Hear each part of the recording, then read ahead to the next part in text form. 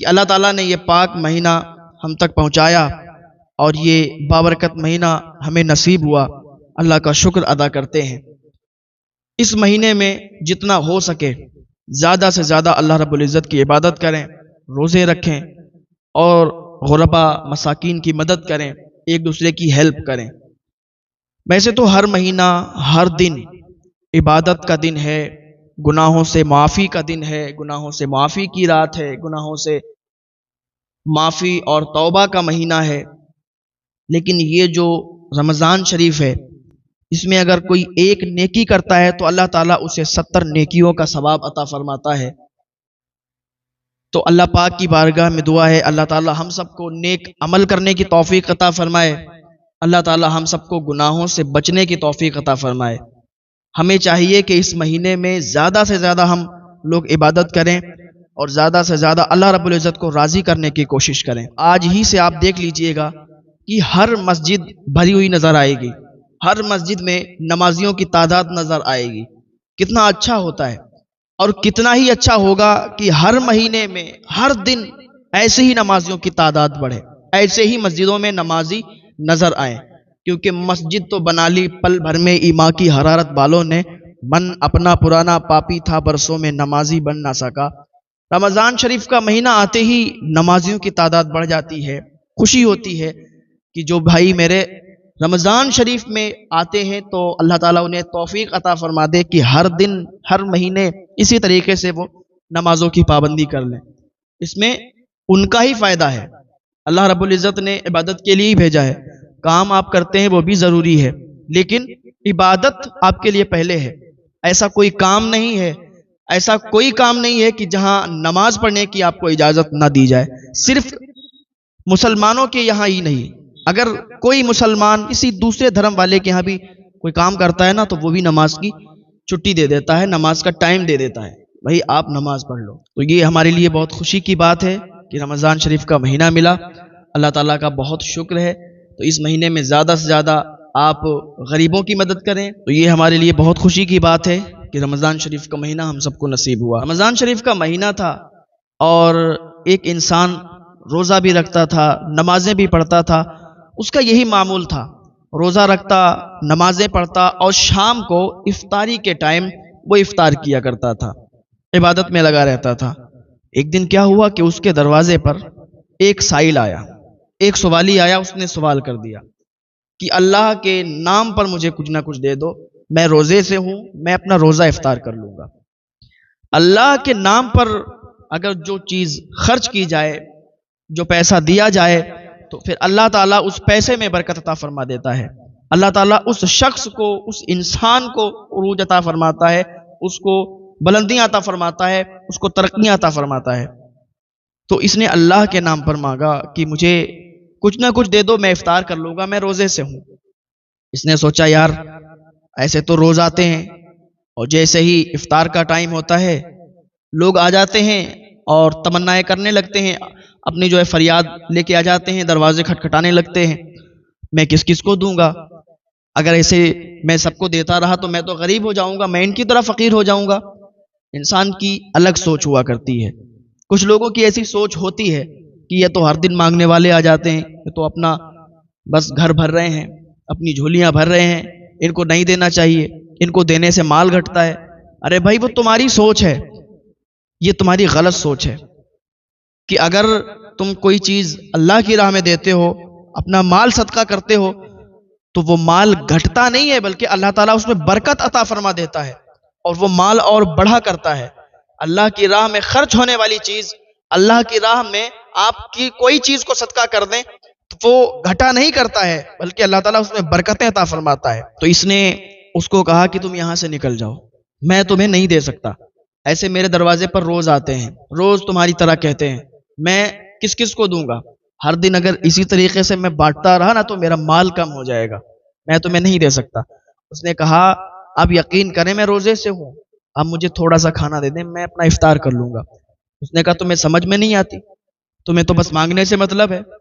تمہیں تو بس فریاد کرنے سے مطلب ہے، سوال کرنے سے مطلب ہے، تمہارا کام کیا ہے؟ پورا دن سوتے رہتے ہو اور شام کو جب افطار کا ٹائم ہوتا ہے تو تمہیں لگتا ہے کہ بس افطار مانگنے کے لیے چلیں، لوگ افطار دے دیں گے، تم تو مال جمع کر رہے ہو، تم تو پیسے جمع کر رہے ہو، کھانا جمع کر رہے ہو،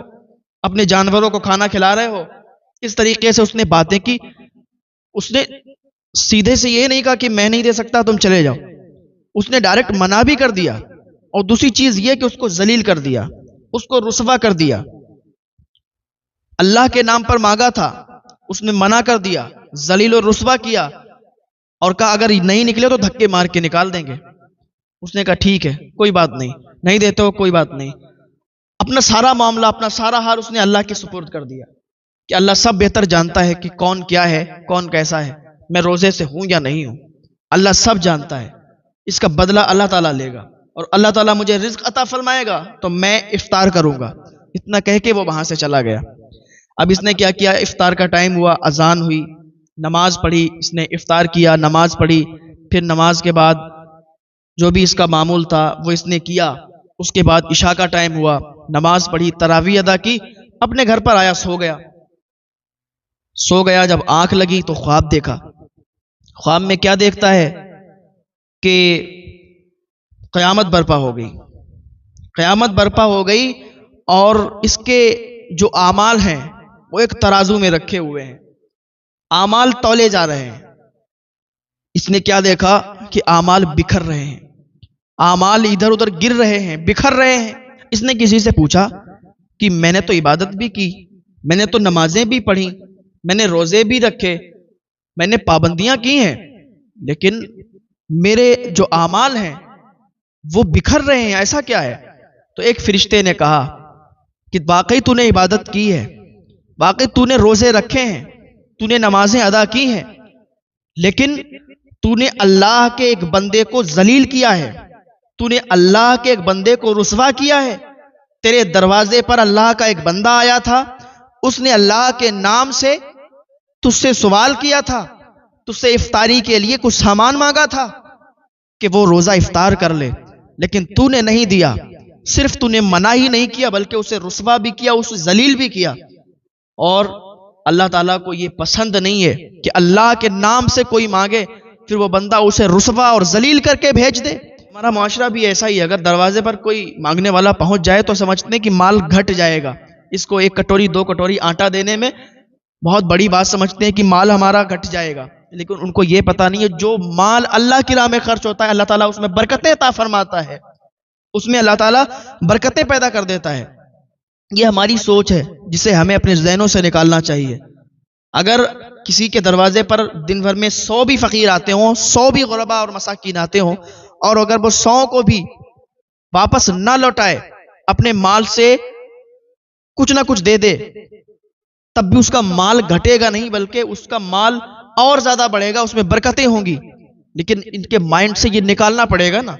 اس کو اپنے ذہن سے یہ باہر نکالنا پڑے گا کہ مال دینے سے مال گھٹتا نہیں ہے، مال دینے سے مال بڑھا کرتا ہے، اللہ تعالیٰ اس مال میں برکت عطا فرماتا ہے۔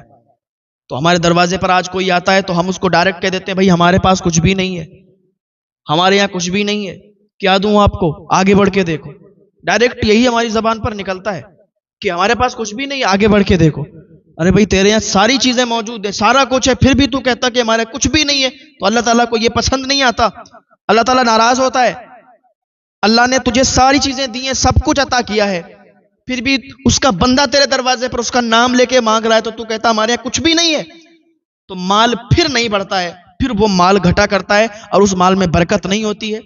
وہ مال ایسے ہی برباد ہو جایا کرتا ہے۔ جو مال اللہ کی راہ میں خرچ نہ ہو سکے پھر وہ کس کام کا مال ہے؟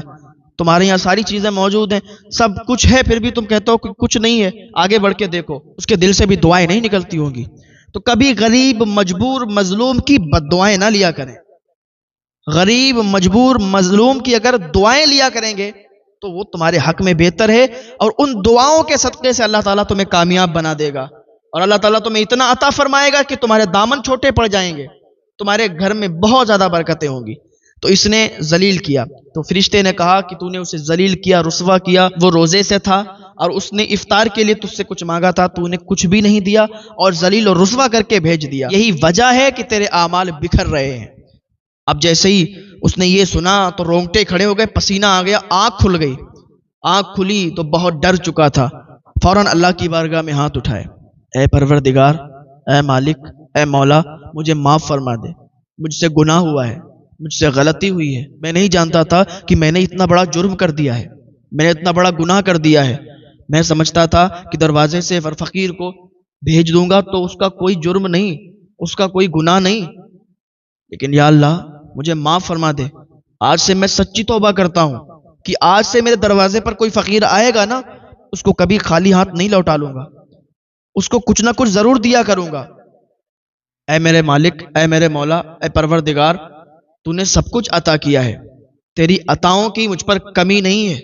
تو نے بہت عطا کیا ہے، بہت عطا کیا ہے۔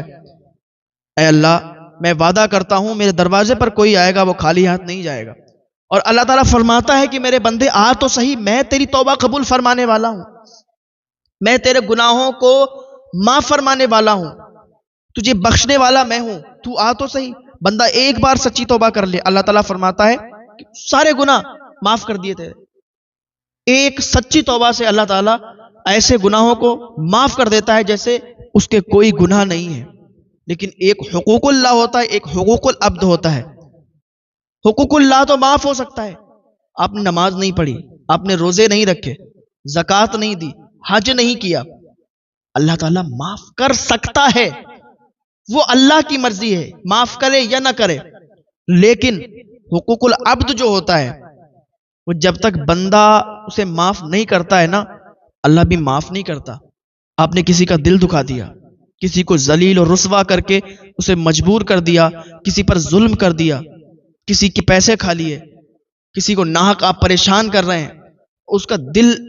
دکھا آپ کی وجہ سے، تو جب تک آپ اس سے معافی نہیں طلب کریں گے اللہ تعالیٰ آپ کو معاف نہیں کرے گا۔ اس نے اسی رات کے سناٹے میں اللہ کی بارگاہ میں ہاتھ اٹھائے اور سچی توبہ کی، اور سچی توبہ کرنے کے بعد صبح یہ تلاش کرنے لگا اسی انسان کو، اسی فقیر کو۔ کئی دن اس نے تلاش کیا، اس کے بعد وہ ایسی جگہ پر ملا جہاں پر غرباء اور مساکین ان کا ڈیرا لگا ہوا تھا، وہیں پر سارے لوگ مانگنے والے جمع تھے، تو وہیں پر وہ بیٹھا ملا۔ اس نے اس کے پاس جا کے اور اس سے معافی طلب کی اور کہا مجھے معاف کر دے بھائی، مجھے نہیں پتا تھا کہ میں نے یہ اتنا بڑا جرم کر دیا ہے، اتنا بڑا گناہ کر دیا ہے، بھائی مجھے معاف کر دو۔ اس نے کہا کہ ٹھیک ہے جاؤ، میں نے تمہیں معاف کر دیا۔ ارے میرا کیا ہے؟ اس نے کہا میں نے اس ٹائم بھی تمہیں کچھ بھی برا بھلا نہیں کہا، تم نے منع کر دیا تو کوئی بات نہیں، میں نے ساری شکایت اللہ کو پیش کر دی